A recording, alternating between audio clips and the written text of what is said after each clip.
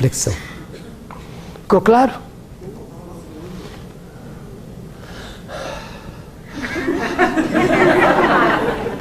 Segundo, graça. Vou falar de 3 ideias de graça. A primeira é a mais difícil, já estou avisando.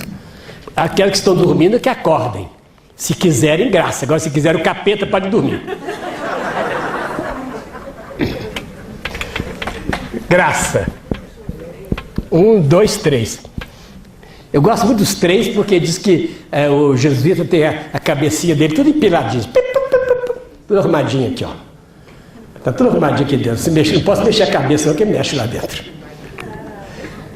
A mais difícil é a primeira. Esta nunca nós perdemos. Nenhum pecado a destrói. Então não é verdade que o pecado destrua toda a graça, não. Essa primeira graça nunca vai ser destruída. Eternamente não será destruída. Que graça é essa? O termo teológico é muito difícil, eu só vou falar baixinho, mas para o Edivar, depois ele explica. Chama-se existencial sobrenatural, mas isso não precisa guardar a palavra, não. Agora a ideia é fácil de entender. É o seguinte, Deus, Ele cria um animal, cria uma planta, e a planta é planta, ponto. Nada mais. Cria cachorro, cachorro é cachorro. Cria vaca, ela começa a mugir e dá leite e nada mais. Ok? Porque são animais, são coisas. Deus está a criar cada um de nós. Ponto? Está claro? Mas só quando Ele nos cria, não nos deixa fora. Como a vaca, que vai cuidar do bezerro. Mas nos cria para que nós tenhamos uma relação de amor com Ele. Essa é a primeira graça, que é a nossa própria existência. Vou repetir, bem devagarinho. Deus cria o animal. O animal é animal. A vaca não tem graça. Não vai para o céu, nem para o purgatório, nem para o inferno. Por quê? Porque é só vaca. Ela não tem nenhuma relação de amor, de resposta para Deus, porque não tem liberdade, não tem consciência. Agora, Deus nos cria conscientes e livres. E ao fazer isso, podia também nos deixar. Vá, cuide-se. Vai lá, vai embora. Não. Ele não fez isso. Ele disse, não. Eu os crio, vocês homens e mulheres, para que vocês tenham a capacidade, a possibilidade de me amar. Vocês podem me amar a mim, Deus. Eu lhes dou essa força. Eu lhes dou de graça esta capacidade de amar. Graça. Eu lhes dou de graça esta capacidade de me amar. E esta capacidade de amar é a própria existência de vocês. Então, enquanto vocês existirem, terão. Por isso, nunca perdem. Vocês não podem arrancar de vocês. Nós não podemos arrancar a nossa existência de nós mesmos. Mas se eu der um tiro, eu continuo existindo, além da morte.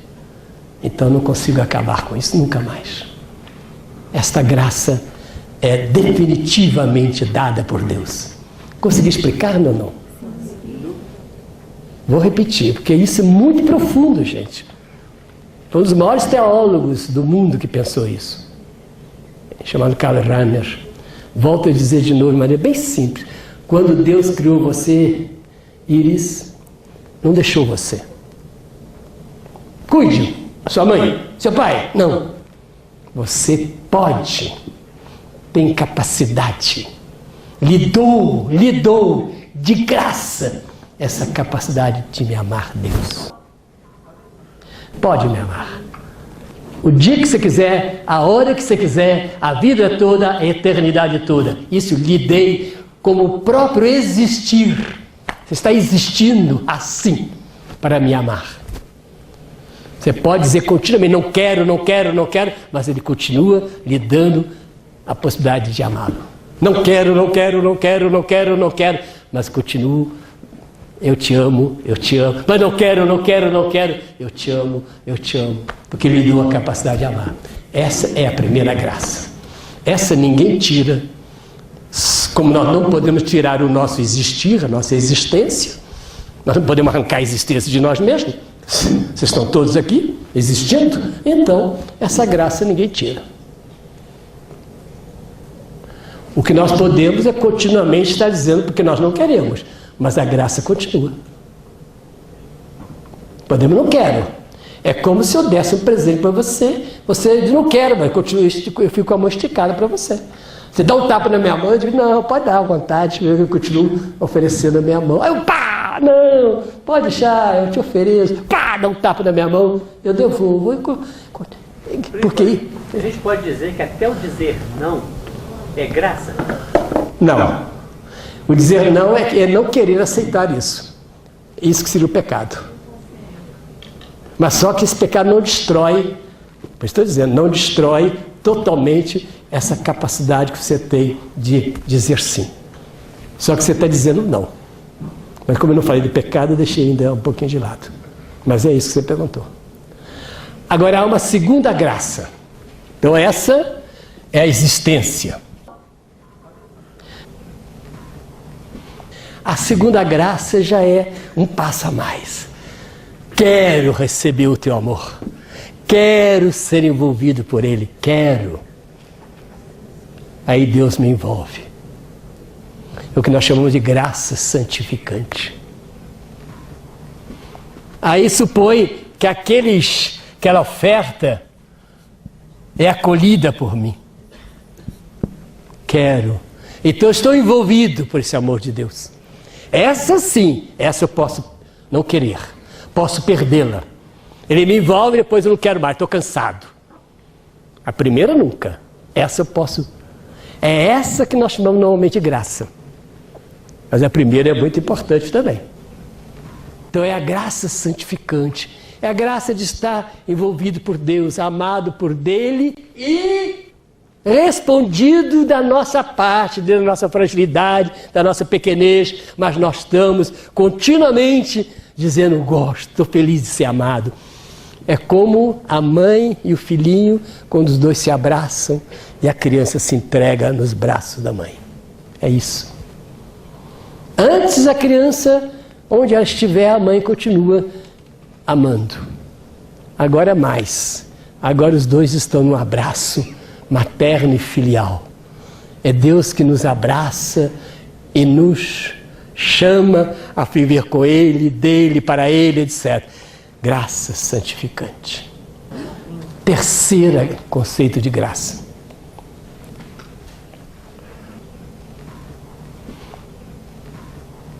Vou chamar de atual.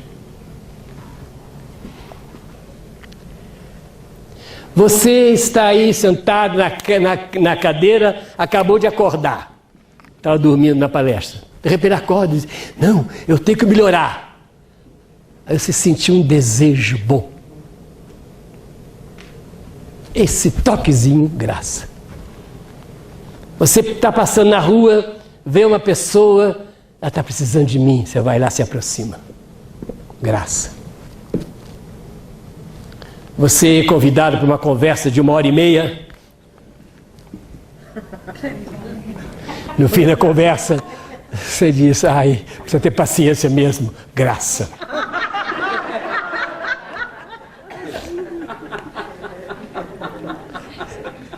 Graça é todo impulsozinho, todo toque que me leva a fazer alguma coisa de bem, de verdade, de beleza, graça. Não é um abraço contínuo, é que é um instante, pum, são impulsos, são gestos, são toques que Deus nos faz. Já está acabando a palestra, estou falando 1 hora já, gente. Coisa horrorosa. Que coisa horrorosa. Como o velho fala. Ainda não falou do pecado. Diz que o pecado não quer falar mesmo, né? Então, repararam bem que a graça nos ocupa todos os momentos da vida. Ela é o nosso existir. Ela é esse abraço, aqui sim, aqui supõe a minha liberdade. Aqui supõe, eu diria, a minha delicadeza e uma certa atenção a perceber essas moções. Santo Inácio Loyola costuma chamar de moção, movimentos. São esses pequenos impulsos que a gente recebe de dentro de fazer o bem. Acho que todos já sentiram isso.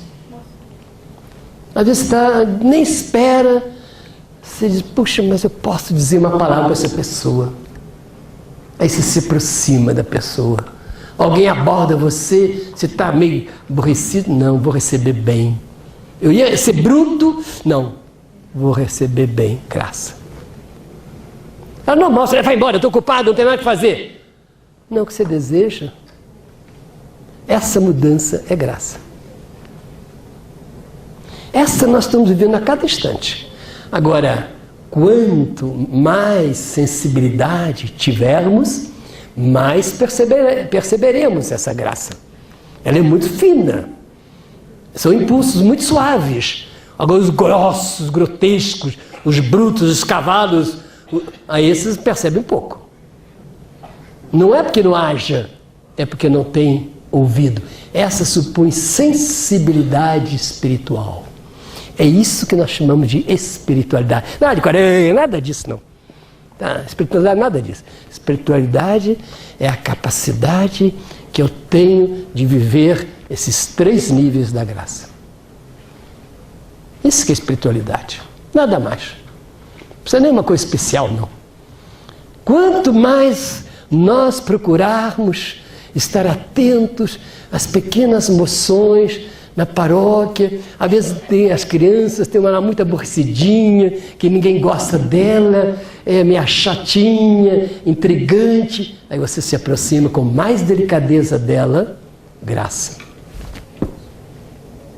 Você perde mais tempo com ela, graça. Nós, professores, precisamos de muita graça na aula. Você tem um aluno burríssimo, você explica 10 vezes, não entende. Você explica a 11ª vez e dá um sorriso, graça.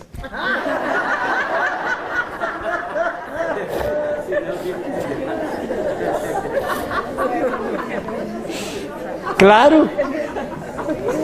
E como faltam só 5 minutos, agora vem o último tema, eu deixei só 5 minutos para o pecado. Então eu vou relacionar agora o pecado com a liberdade e com a graça. O que é o pecado em relação à liberdade? O pecado em relação à liberdade é não perceber que esta liberdade foi criada por Deus para Deus. E eu pensar que ela é só minha. E, portanto, não tem nenhuma referência a nenhuma outra pessoa, nem a Deus, para exercê-la. Vou repetir. Essa frase é meio longa.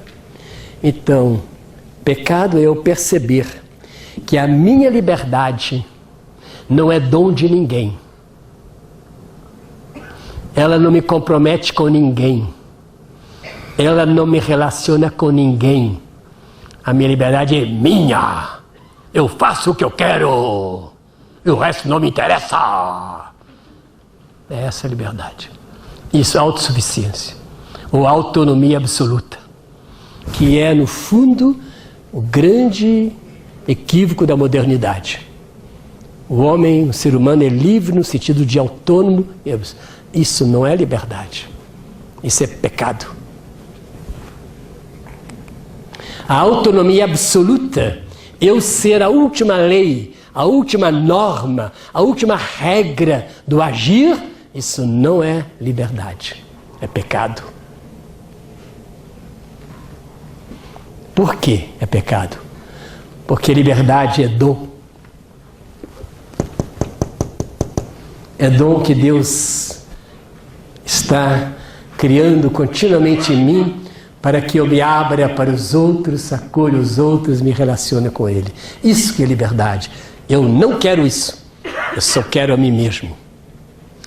Para mim, O único ateu mesmo que existe. Não é esse que se dizem ateus porque estudaram ciência, estudaram psicologia, estudaram Freud. Não, isso é bobagem. Ateu é aquele que ele pensa que ele é Deus, ponto. Isso, ele é Deus, os outros não existem. Então esse é ateu, ele é Deus, os outros não existem. E quando eu sou Deus, nada me compromete. Eu não me comprometo com ninguém porque eu sou infinito. Eu sou autossuficiente. Eu não preciso de ninguém. É a solidão mais terrível. É o silêncio mais silencioso. É a noite mais escura que se pode imaginar. Deve ser terrível. Porque aqueles anseios, aquela busca que o ser humano tem de abrir-se, ele nega tudo isso. Eu e nada mais. Eu sou o absoluto. Eu sou o Senhor da história, o Senhor do mundo. Posso desprezar, posso matar, posso roubar. Todos os mandamentos não têm importância. Por isso que é ateu, não há norma nenhuma. Esse rompe radicalmente com Deus. Mas, só que Deus continua sustentando no existir. E Deus continua provocando até o último instante. Ele tem que dizer continuamente, eu e nada mais. Eu e ninguém mais. Eu e nada mais. Eu e ninguém mais. Ele tem que dizer eu a vida toda. Se ele escorregar um pouquinho, entrou um tu, já o pecado já diminui. A salvação do eu é o tu. É o outro. A salvação do eu é o outro. A condenação do eu é ele mesmo. Para havia se entendido isso, vocês entenderam o núcleo do pecado. Agora, porque ele diz que um dia fez isso, e não foi à missa, e não sei, controlou um filho, dizer que isso é pecado, que largou Deus, realmente é não entender. Significa que não existe nada, absolutamente nada, e ninguém, a não ser eu. É terrível. Por isso é de pensar que poucas pessoas realmente vivam o pecado nessa radicalidade. E para mim já é o inferno. Pecado e inferno se identificam. O inferno é isso, não precisa de fogo, não precisa de capeta, não precisa de chifre, não precisa de tridente, nem de espeto, nada disso. Basta você mesmo. Sartre diz que o inferno são os outros, e eu digo que o inferno sou eu mesmo. O inferno sou eu. Ponto. Agora, queira experimentar. Pode experimentar, eles vão ver depois. Depois me contem. Eu não quero experimentar, não. Gente, e com isso, mais ou menos, nós trabalhamos. Concluindo a palestra, que falta 1 minuto, já que ela foi pontual, bem feito. Já que ela foi pontual, também você. Então, o que é o centro de tudo? O centro de tudo é a graça. Por que o centro de tudo é a graça? Porque Deus é graça. Deus é dom, Deus é amor. E Ele nos cria e nos constitui continuamente pessoas chamadas para se relacionar com Ele. E todas as outras relações são pequenas realizações dessa grande realização que é Ele. Então, liberdade e graça se fundem nesse momento. E o pecado seria o contínuo negar de qualquer relação com qualquer outro, porque só eu existo, só eu sou absoluto, só eu sou infinito. Amém, aleluia.